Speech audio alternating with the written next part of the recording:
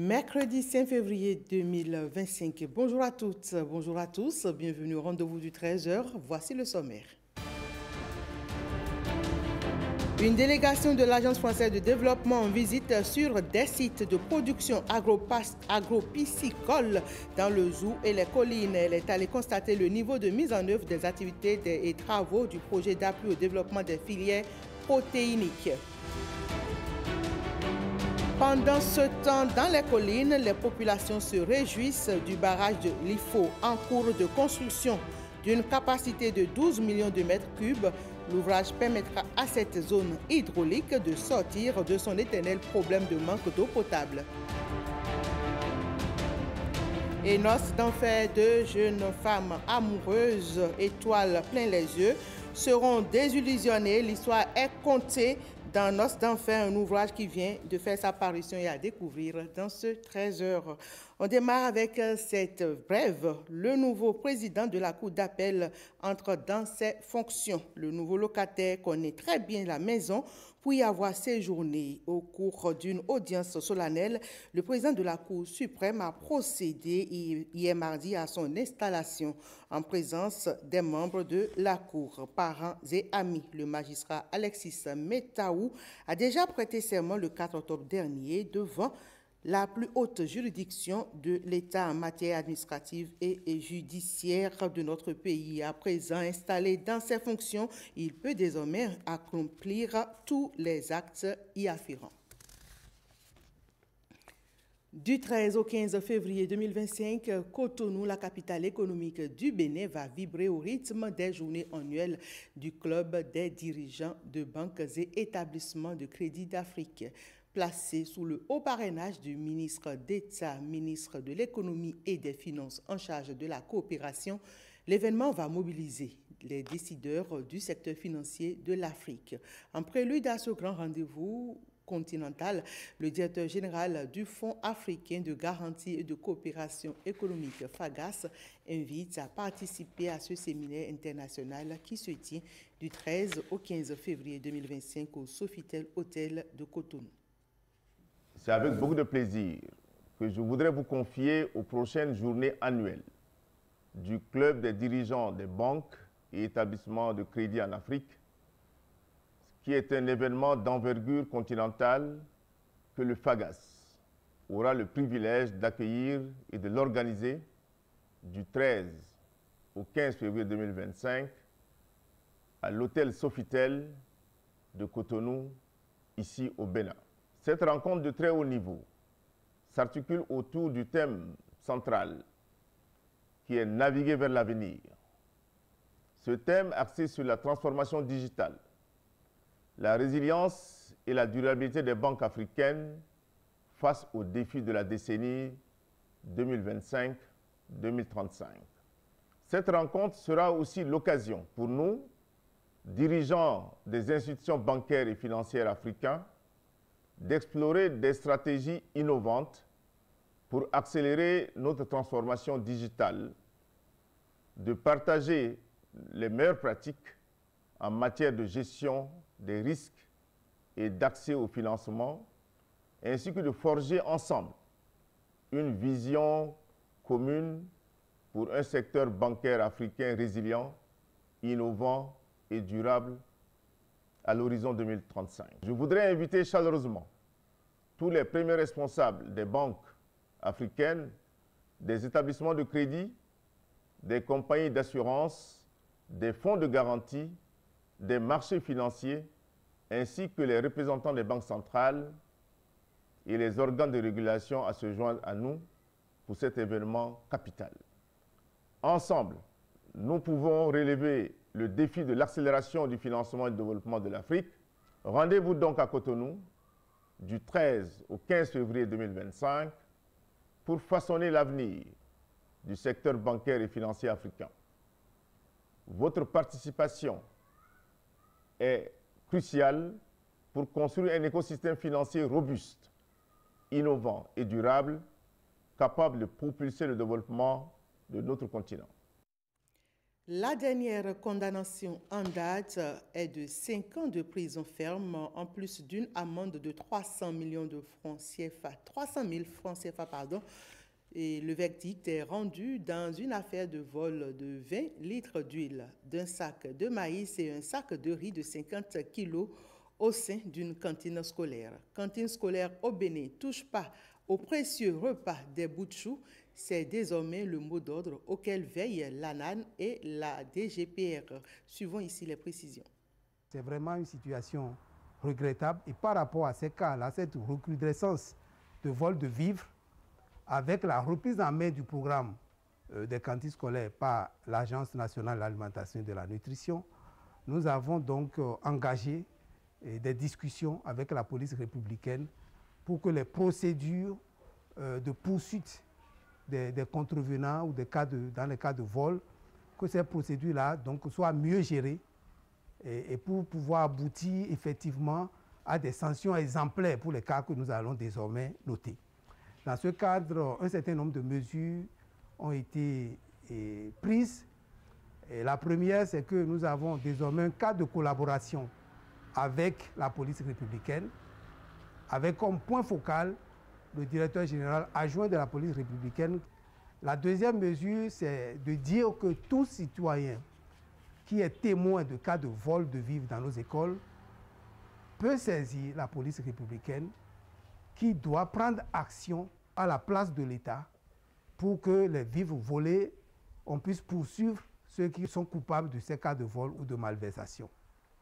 La troisième mesure, c'est que toutes les unités de police dans nos régions ont été instruites par leur hiérarchie pour traiter avec diligence tous les cas de vol ou de cambriolage de vivres qui leur sont signalés. Et la quatrième mesure, les unités ont été aussi, notamment les commissaires de police, instruits pour faire des visites de routine dans les écoles et pour s'auto-saisir des cas de malversation éventuelle qui pourraient être constatés dans le cadre de la gestion des programmes de cantines scolaires.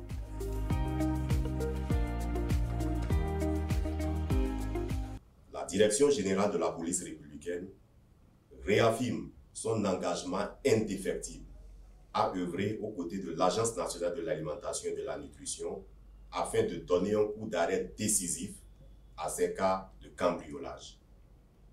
Dans la même veine, je tiens à rappeler que compte tenu de l'importance de ce programme, il est important que chaque citoyen joue pleinement son rôle en dénonçant toute velléité de cambriolage ou de soustraction frauduleuse de vivres destinés aux cantines scolaires. Quel est le niveau de mise en œuvre des activités et travaux initiés dans le cadre du projet d'appui au développement des filières protéiniques FADEFIP dans le Zou et les collines? Le FADEFIP est une initiative gouvernementale financée par l'Agence française de développement depuis 2018. Et plusieurs sites de production agro-piscicole ont reçu la visite d'une délégation de l'AFD. Sur leur trace, Pierre Tadayossi et Canel Capou. Ils m'ont aidé à construire une écloserie et désormais je suis producteur d'alevin. Producteur d'alevin et de poissons marchands, Bernard Ogou est bénéficiaire, ou plutôt un produit fini, du projet d'appui au développement des filières protéiniques FADEFIP, un projet essentiel pour booster le développement de la production et la certification des semences de soja et l'appui à la pisciculture. D'abord, il a fait le rallongement du hall, il a construit des bassins, il a fait des fourrages, il a acheté des matériels. Et aussi, en plus de ça, il a promis de faire une subvention directe. En dehors de ça, ils ont pu m'aider à réaliser certains étangs vidangeables. Donc, les bassins qui sont à l'intérieur de l'écloserie, c'est 25. Dans les communes de Kovewiri et Zapota, le FADEFIP travaille depuis 5 ans à l'amélioration des revenus des producteurs et à la disponibilité des protéines. Le suivi rigoureux de ces objectifs motive la descente périodique des émissaires de l'AFD. Les résultats sont tout à fait satisfaisants et intéressants. La production piscicole, on le voit, est portée par la demande. La transformation du soja est portée par une demande locale également. et on voit les impacts sur les revenus des producteurs, les revenus des transformatrices très importants, des impacts économiques, financiers et sociaux. Dassa et Savalou sont les localités visitées dans les collines. L'accent est mis ici sur le niveau d'évolution du chantier de construction de magasins de stockage de soja et de la production de ses dérivés à Savalou et sur le système de production intensive de Clarias en bassin. On a bénéficié de subventions pour la réalisation du bassin à hauteur de 1 million. Donc chaque bassin contient environ 300 Clarias. Ça nous a permis d'alimenter d'abord la population en protéines animales, ce qui est tout à fait recherché. De cela aussi, ça nous a permis nous-mêmes de se retrouver en termes de passion. Bon, l'infrastructure consiste à quoi? La réalisation d'un magasin pour le stockage de soja d'une capacité de 250 tonnes. Le bâtiment est érigé sur une longueur de 16 mètres et de 9 mètres de hauteur, avec un support de charpente en charpente métallique, avec des fers pH de 140 de support et des fers pH de 120. En dehors du bâtiment principal, il y a un bureau qui est prévu pour le personnel pour pouvoir mener à bien leurs activités. Toutes ces infrastructures ont été financées à travers l'Agence française de développement par l'État béninois. Au profit donc des producteurs et des transformateurs du zoo et des collines. On a vu un vrai enthousiasme de la part des bénéficiaires à travers différents opérateurs, et il faut souligner la qualité des appuis techniques qui ont été faits au niveau de chacune des filières. Et donc ça montre vraiment qu'à travers ces appuis techniques et à travers une subvention à l'investissement, on peut avoir vraiment des résultats très positifs en matière d'amélioration des conditions de vie des producteurs et des transformateurs dans ces régions. Mise en œuvre depuis 2018 sur financement de l'AFD à hauteur de 4,2 milliards de francs CFA. Le projet d'appui au développement des filières protéiniques PADEFIP prend fin en juin prochain. 4 jours pour identifier les forces et faiblesses relatives à l'administration fiscale. Le Bénin accueille depuis hier mardi un atelier régional de haut niveau en administration fiscale. Il est organisé par le Centre régional d'assistance technique du Fonds monétaire international pour l'Afrique de l'Ouest, le département des finances publiques du FMI, en collaboration avec la Direction générale des impôts du Bénin. À la clé, l'élaboration d'un plan d'action post-TADAT. Mais qu'est-ce en réalité le TADAT? Les explications avec Edmond Humbo et Ariane Da Silva. C'est un outil de diagnostic et un instrument qui s'impose désormais comme une référence pour évaluer les performances des administrations fiscales. L'histoire du TADAT remonte à 2015. 10 ans après, le bilan est satisfaisant. L'une des raisons de son succès repose sur la méthodologie formant, structurée et standardisée autour de 9 domaines d'analyse qui couvrent les principales fonctions essentielles de gestion d'une administration fiscale modèle. Dans la sous-région, c'est 9 des 10 pays membres de l'Afrique de l'Ouest qui l'ont déjà utilisé pour évaluer les performances de leurs administrations fiscales. Le Bénin a passé sa deuxième évaluation TADAT en 2023, après la première en 2019 et une auto-évaluation en 2022. Même si, après chaque évaluation, un plan d'action est élaboré pour corriger les insuffisances et points faibles relevés, il est à noter que chacune de nos administrations fiscales gagnerait davantage à fédérer les efforts. Et c'est justement ce à quoi s'attellent les participants à l'atelier régional de haut niveau en administration fiscale.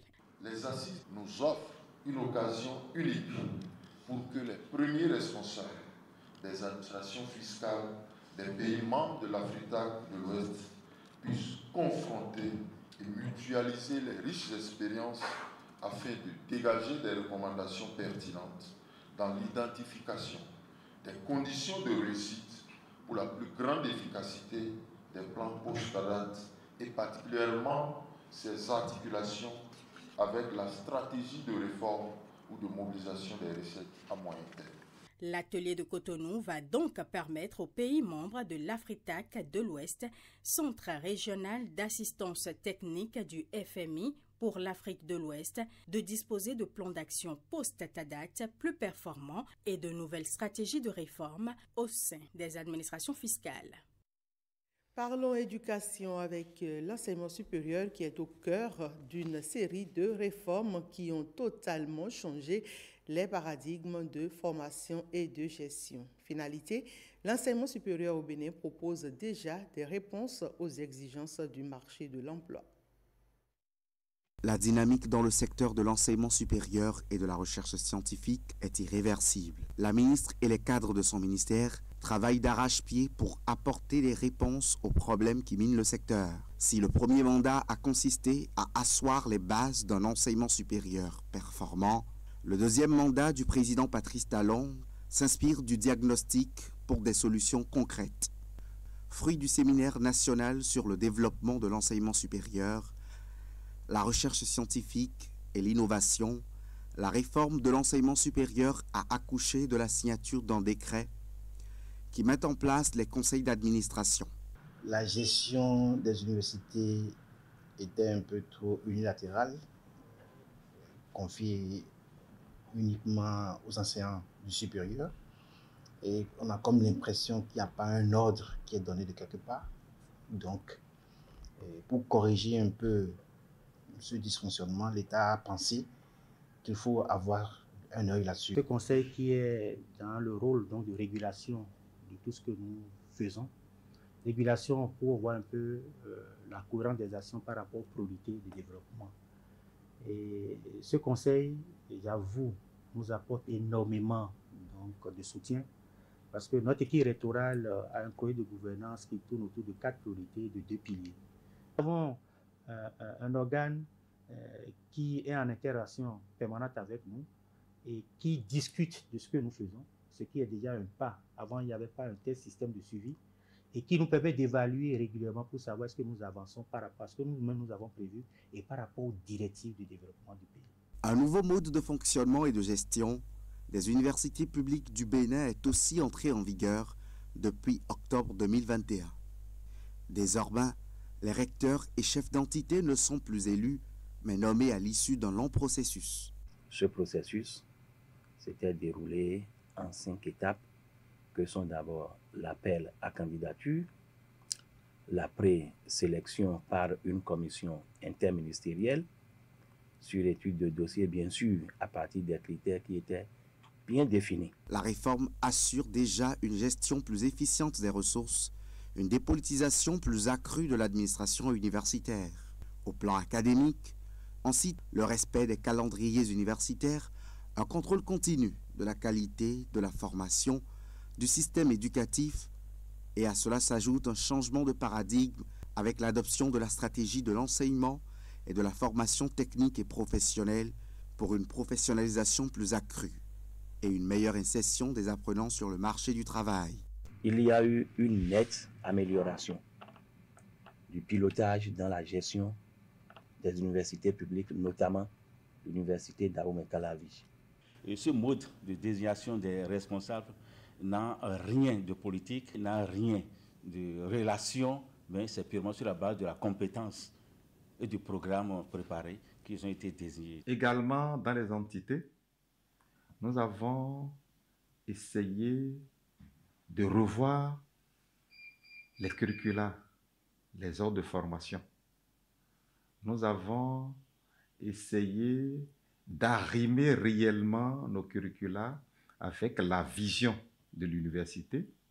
On magnifie ce qui se passe dans le privé par rapport à l'excellence, par rapport à la performance. Et donc, en passant par un tel système, nous nous retrouvons dans une position où ce n'est pas celui qui veut forcément qui réussit, c'est celui qui peut être placé désormais à la place ou bien dans une charge donc, de fonctionnaires, hauts fonctionnaires, donc universitaires, donc hauts responsables chargés donc, de gérer un certain nombre d'ambitions pour le développement de la voie donc, de l'université et qui participent effectivement à la tête des objectifs du gouvernement.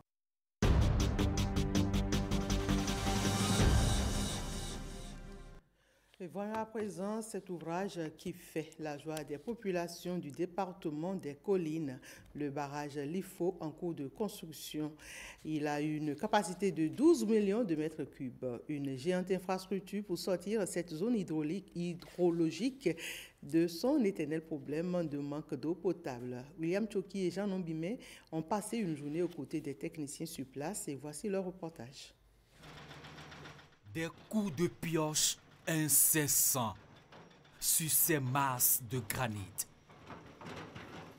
Des machines vrombissent pour dynamiter la couche rocheuse à fleur le sol et à des dizaines de mètres de profondeur. Un travail titanesque pour un gigantesque barrage, l'un des plus grands de la sous-région.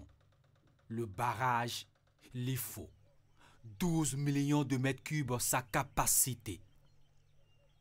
Pour voir de près l'immensité de la tâche, nous survolons le site, une vaste carrière conduite de main de maître par l'expertise chinoise. Un ouvrage érigé sur un des bras du plus grand fleuve du Bénin, l'Ouémé. On a déjà acheté les équipements de la station de traitement, mais pour faire fonctionner ces équipements, on a retenu, installé, sinon construit cette retenue provisoire. Il vient pour régler définitivement la question d'eau potable dans les 6 communes du département des Collines.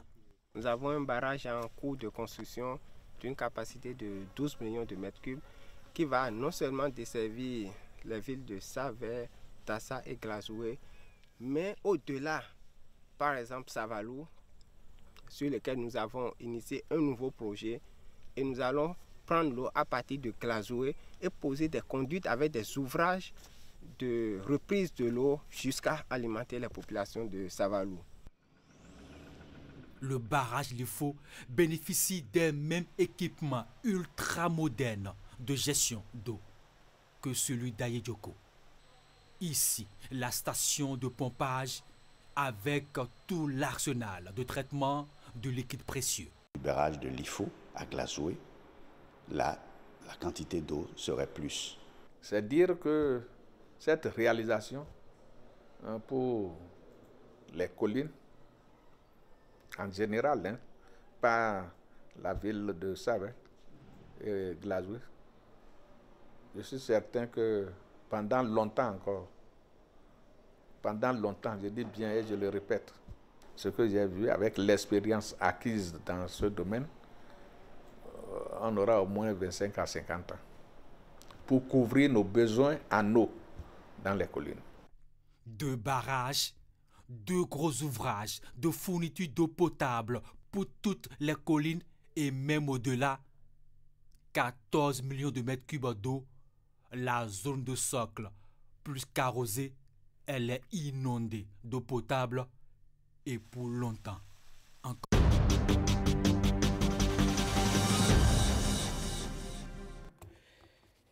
Un carnet noir avec un artiste chanteur qui ne sera plus sur scène. Le monde artistique béninois pleure Willy Mignon, l'un de ses talents. Il est décédé hier mardi 4 février 2025 à Ouagadougou, au Burkina Faso. Son concept de danse Nunjiou a séduit la jeunesse et renforce sa popularité. Grâce à son talent et son énergie, il s'est imposé comme une figure incontournable de la musique au Bénin. Selon les premières informations, il aurait succombé à une courte maladie. Cette disparition soudaine attriste ses proches et ses nombreux fans. Blaise Adampo. Chanteur et danseur créatif, Willy Mignon, de son vrai nom Wilfried Mignon, avait la musique non seulement chevillée à l'âme, au corps, mais aussi au bout des doigts, pour le talentueux arrangeur qu'il était. Willy Mignon est musicien, arrangeur et après chanteur. Ah, d'accord. Mais quand tu es arrangeur, musicien, tu es derrière la scène. On ne te voit pas. C'est ça. Tu fais beaucoup de merveilles, mais les gens ne savent même pas que c'est toi. Ses mélodies entraînantes et remuantes portaient des messages puissants et sublimaient. l'amour du Bénin et ses valeurs. À travers ses chansons, Willy Millon célèbre avec fierté la culture de son pays, son histoire et ses traditions. Ses textes chauvins invitent son peuple autour du symbole unificateur de la Jatroué et à honorer ses racines. Qui n'a pas succombé à l'énergie contagieuse de Noudiou, devenu l'hymne d'une génération en 2007, ce tube a transcendé les frontières musicales pour incarner un mouvement culturel popularisant une danse cuite. Né à Parakou en 1986, l'adolescent de Ouida se distinguait déjà au milieu de sa fratrie musicale et finit par diriger l'orchestre de son collège, puis à l'université. Son talent le propulse au sein des Canons B52, groupe emblématique de Porto Novo, où il s'impose comme bassiste. Auteur de nombreux titres marquants, il se révèle au grand public avec Menedji, extrait de son premier album. On n'oublie pas aussi sa chanson L'Intien, qui a connu un grand succès.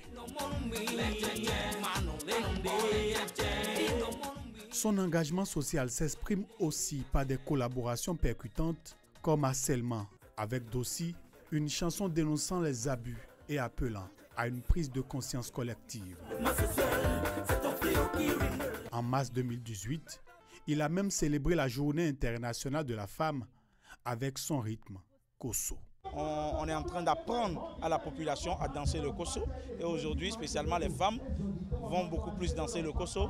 C'est le Kosso qui célèbre la femme. Artiste généreux, il consacrait son temps et son art à inspirer la jeunesse et à valoriser sa patrie.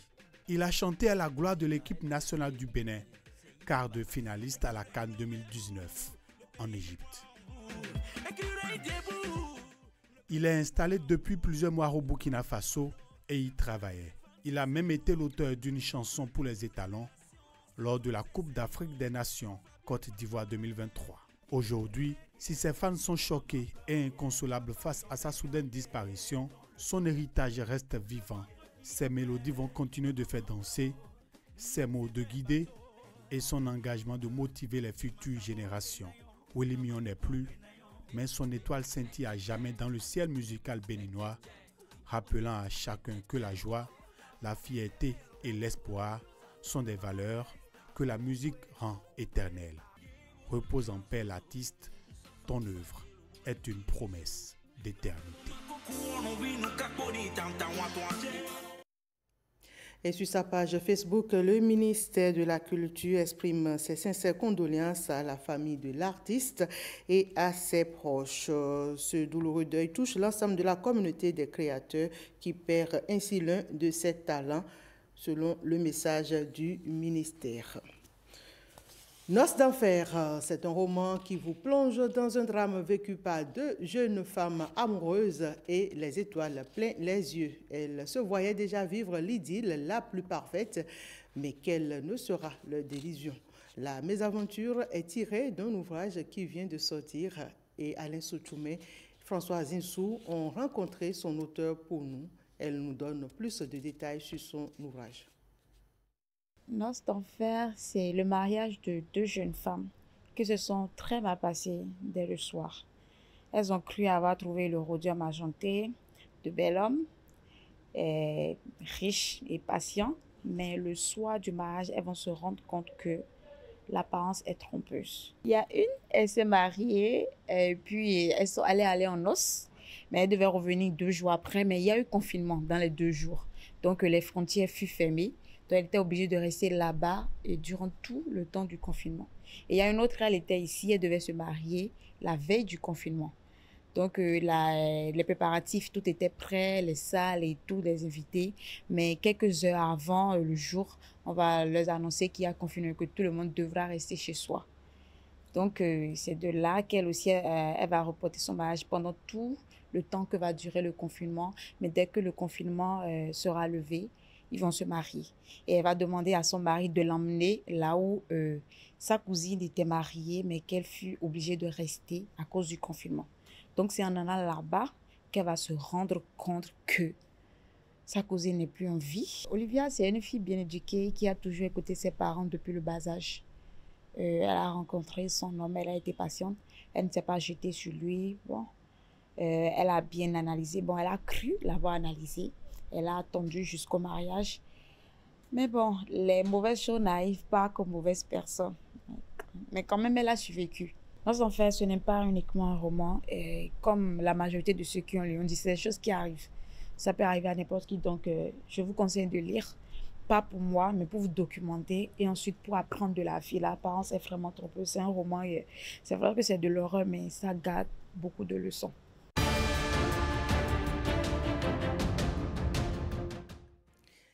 On suit à présent l'interactualité avec Ulvaïs Balogun.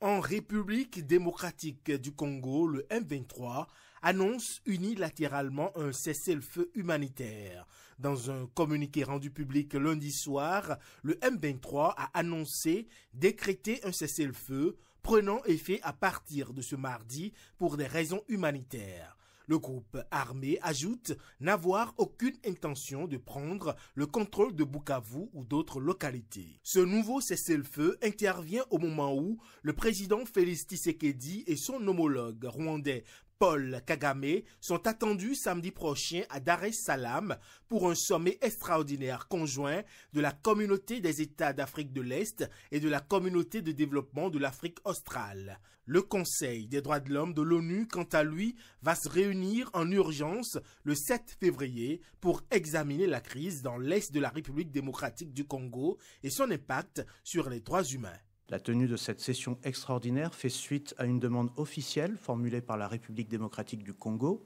qui est membre du Conseil des droits de l'homme. Cette demande est à ce jour soutenue par 29 États membres du Conseil des droits de l'homme. La demande de cette session extraordinaire est également appuyée par 21 États observateurs.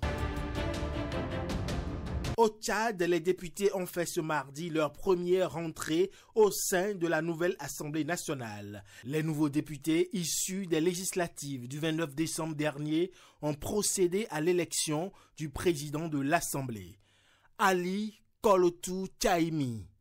Élu par consensus, il est le 4e président de l'Assemblée nationale du Tchad. Cela fait 14 ans qu'une telle cérémonie n'avait pas été organisée au Tchad. La dernière législature avait été élue en 2011 et n'avait pas été renouvelée depuis. Dans la nouvelle Assemblée, le mouvement patriotique du salut, parti du président Mahamat Idriss Déby, possède la majorité absolue avec 124 élus sur 188. C'est tout pour ce 13h. Merci à toutes et à tous de l'avoir suivi. Je vous retrouve à 19h pour le journal des régions.